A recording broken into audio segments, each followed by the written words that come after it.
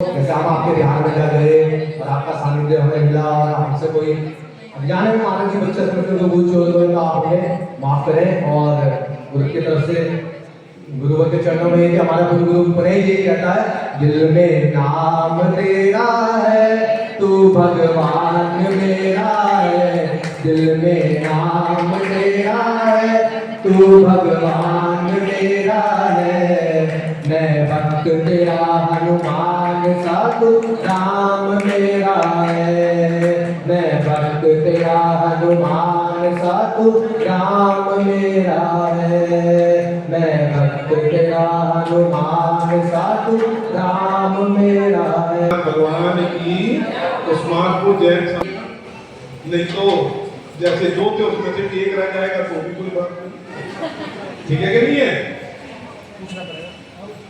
कुछ बातें ईश्वर या हमारी किस्मत या हमारा भाग्य या गुरु का आशीर्वाद खुद ब खुद करता है। हम खुद प्रयास करते हैं लेकिन वो प्रयास होता नहीं है और सफल भी नहीं होता, लेकिन उसका फल जरूर हमें मिल जाता है।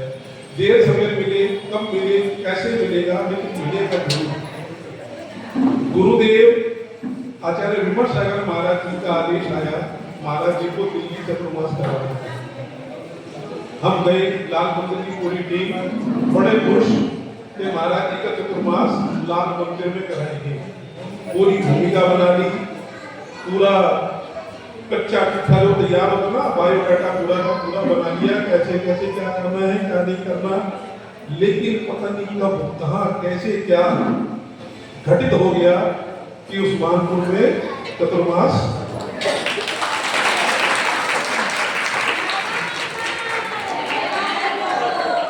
हाथ उठाए थे दो जनों ने, ताली कितनों ने बजाई, कितनों ने ताली नहीं बजाई। तो कृपया एक बार जोर से उस्मानपुर के लिए और इसका श्रेय किसको जाता है? पूरे उस्मानपुर जैन समाज को, पूरे कार्यकारिणी को, प्रधान जी को और वैभव जी को। आपने जब मैं यहाँ पर शुरू में आया महाराज जी के साथ तो पता चला एक गोदा करके उपाधि दी गई है दीपक जी को, दी गई नहीं दी गई, एक ताली तो बजा दो दीपक जी के लिए। तो क्या प्रधान जी को और वैभव जी को उस्मानपुर के रत्न नहीं कहा जा सकता? कहा जा सकता नहीं, कहा जा सकता, तो ताली तो बजा दो। जिन लोगों ने इतने 4 महीने और कुछ दिन इतने प्रयास करे, जो मैंने सुना 7 साल बाद महाराज आए, आप विश्वास मानना, प्रणम्य सागर महाराज टीवी पे हम सब देखते हैं, विषम सागर महाराज जी को भी देखते हैं, पूर्णमती महाराज जी को देखते हैं, विषम सागर महाराज जी को नहीं देखते हैं। उनका चतुर्मास कहाँ था? लाल मंदिर में था। हम लाल मंदिर के हैं, हम अपने आप को लाल मंदिर में कहलाना पसंद करते हैं। अब जो मैंने वहां पर देखा, 10 दिन का शिविर लगा, इतना बढ़िया शिविर मैंने अपने जीवन में कभी नहीं देखा। मेरे को 35 साल हो गए लाल मंदिर जाते हुए। 800 व्यक्ति दिल्ली से बाहर के आए थे। इतनी बड़े ताज्जुब की बात है, उस शिविर के अंदर में 800 व्यक्ति बाहर के और पिन ड्रॉप साइलेंस होती थी। उस 8 दिन को छोड़ दिया था तो जितने दिन बचे, जो भक्ति भाव उस्मानपुर में था वो लाल मंदिर में था।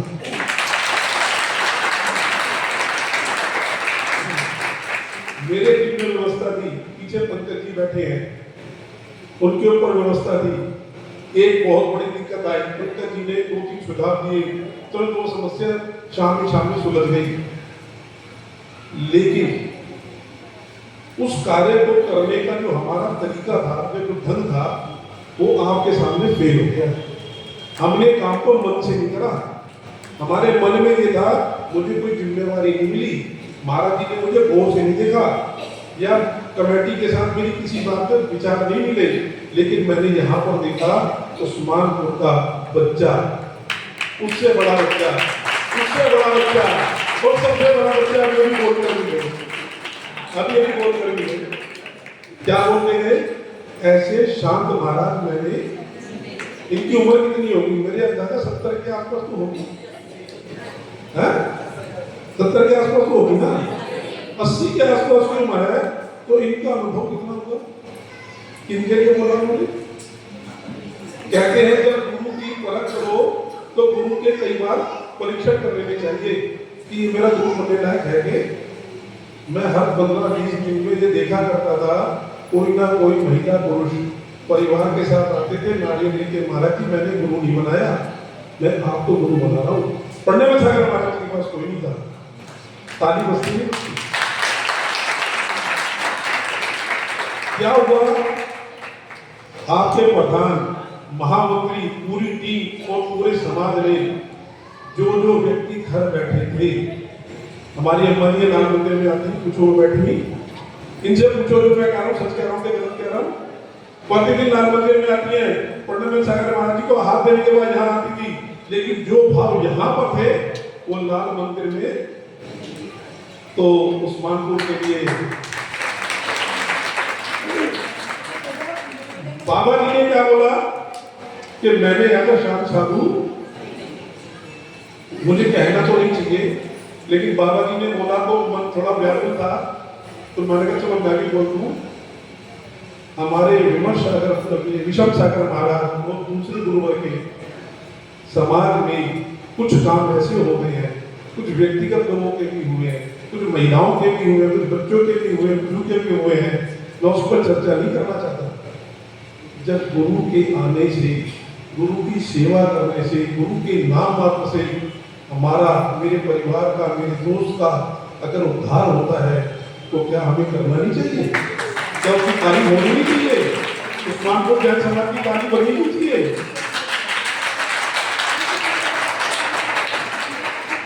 इतना बड़ा जैन समाज, जब मैं आया तो मैं खुद हैरान था, इतना बड़ा जैन समाज यहाँ पर है और इतनी भक्ति।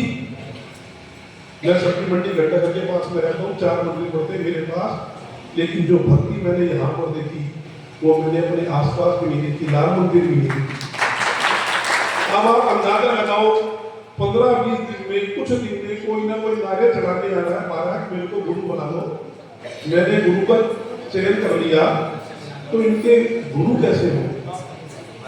इनके गुरु विमल सागर कैसे होंगे और उनके गुरु विराट सागर कैसे होंगे? अब इनके गुरु का दिल्ली आगमन का कुछ विचार बन रहा है, तो मेरा वैभव जी और प्रधान जी से, आप सब समाज से, जब गुरु हैं आपके, उनके गुरु का चतुर्मासी के नारियल को चढ़ाया जाओ। वैसे ऋषभ बिहार वाले जाने वाले हैं, कवि नगर वाले भी जाने वाले हैं और सूर्य नगर वाले 1 महीने बाद जाने वाले हैं। हमारा नंबर आता है, नहीं आता है, लेकिन भक्ति जरूरी होती है। अभी बोला कि भक्ति से हम महाराज जी को रोक सकते हैं, जब भक्ति इतनी होती है, जब इतनी, मैं आपको बता रहा हूँ कि प्रणम्य सागर महाराज के प्रवचन, उनकी ख्याति, आप विश्वास मानना, एक व्यक्ति ने उस 10 दिन के अंदर में 1.25 करोड़ रुपया उस कार्यक्रम के लिए दिया, केवल उसी कार्यक्रम के लिए 1.25 करोड़ रुपया दिया। और आप अंदाजा लगा लो तो कार्यक्रम कितना भव्य क्या होगा। लेकिन भक्ति नाम उस्मानपुर में पैसा अलग चीज होती है, भक्ति अलग चीज होती है। ऐसे उस्मानपुर के लिए अगर आपका मन करता है तो दोनों हाथ उठा के दिलों से ताली बजाएं।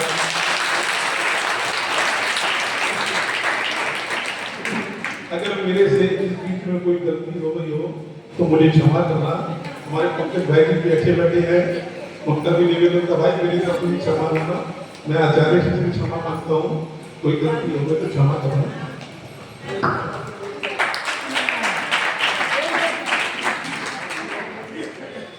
बोल मुनीषी विषम सागर की उदार की, बोल मुनीषी 100 पंडित सागर की गुरुदेव की। देखो जी, पंडित सागर मुनिराज अभी चंद वर्ष पहले उस्मानपुर में भी आए थे और उस समय की भक्ति भी आपको ध्यान होगी और इस समय की भी, दोनों में कुछ भी फर्क नहीं है। दोनों ही मुनिराज बिल्कुल सेम, मैं कह रहा हूँ बिल्कुल सरल स्वभावी, बिल्कुल सेम है, और उनके प्रति हमारी भक्ति में भी ज्यादा सभी मुझे तो फर्क नहीं दिखा, सेम ही भक्ति थी। तो ये ताली आसमानपुर वालों के लिए। और सबसे सर्वप्रथम हमारे गुरुदेव की महिमा ही ऐसी है कि उनकी चर्या से हम लोग इतने प्रभावित हो जाते हैं कि अपनी भक्ति हम रोक ही नहीं पाते। खैर अब आगे बढ़ते हैं। गुरुदेव अभी कुछ और भी नाम है जो आपके चरणों में अपनी भावना व्यक्त करना चाहते हैं। टाइम तो बहुत हो रहे लेकिन उनके भी भाव हैं, तो मैं सोच रहा हूँ थोड़ा थोड़ा समय उनको दे दिया जाए,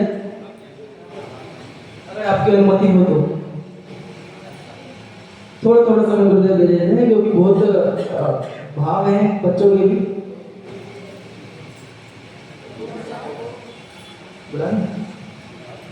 ठीक है, अतिशय जय।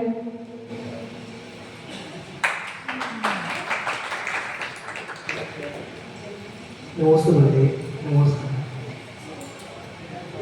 कहाँ से शुरू करूँ कुछ समझ नहीं आता, कहाँ से शुरू करूँ कुछ समझ नहीं आता है। आपकी विदाई के जिक्र से ये दिल भर जाता है।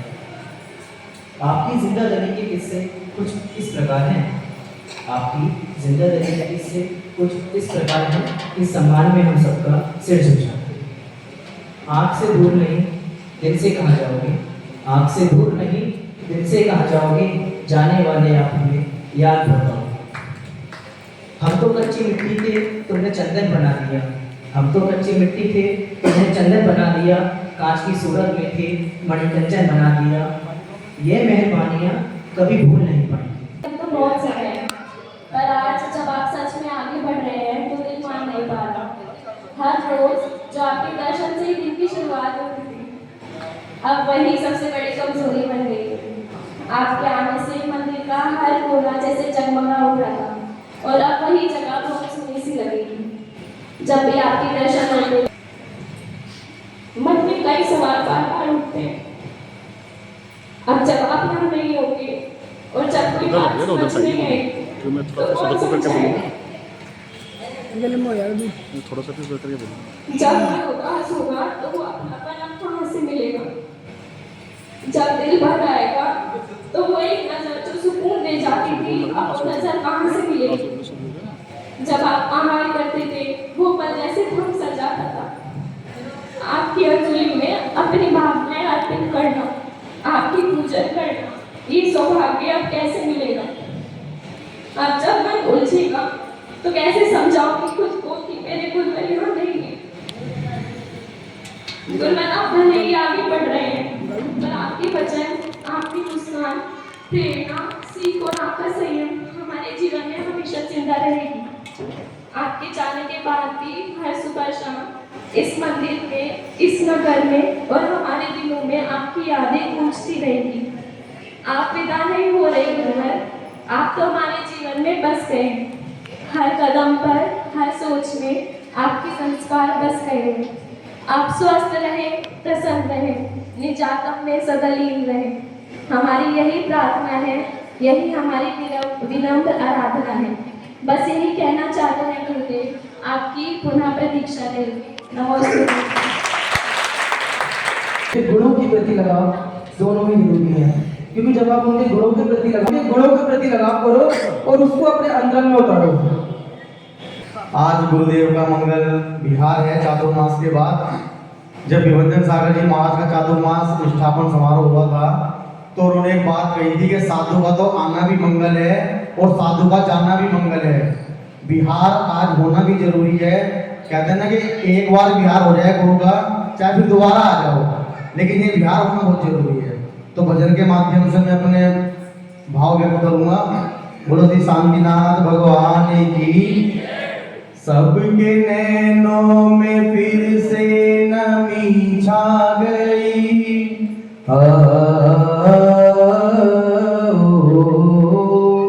सबके नैनों में फिर से नमी छा गई, फिर बिछड़ने की निष्ठुर घड़ी आ गई, फिर बिछड़ने की निष्ठुर घड़ी आ गई। इस भी मोर के क्षण भक्त मन की कली आज मुरझा गई, भक्त मन की कली आज मुरझा गई। फिर बिछड़ने की निष्ठुर घड़ी की शरण में बिताए पल खास है, सोधिया की निधिया ही अब रही पास है, सोधिया की निधिया ही अब रही पास है।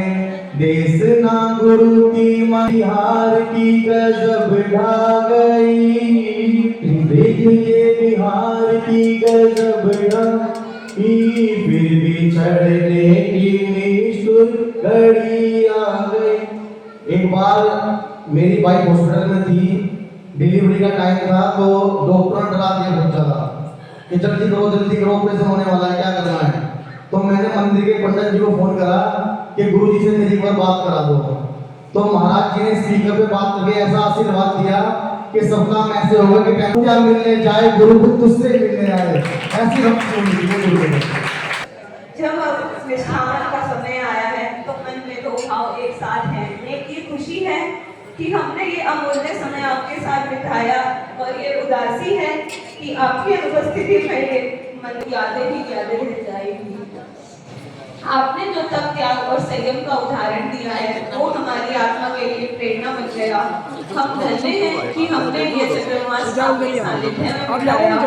हंसे हो वो दिल दुखा रहे हो, प्रेम छोड़ हमको तुम क्यों चाह रहे हो, 4 महीने।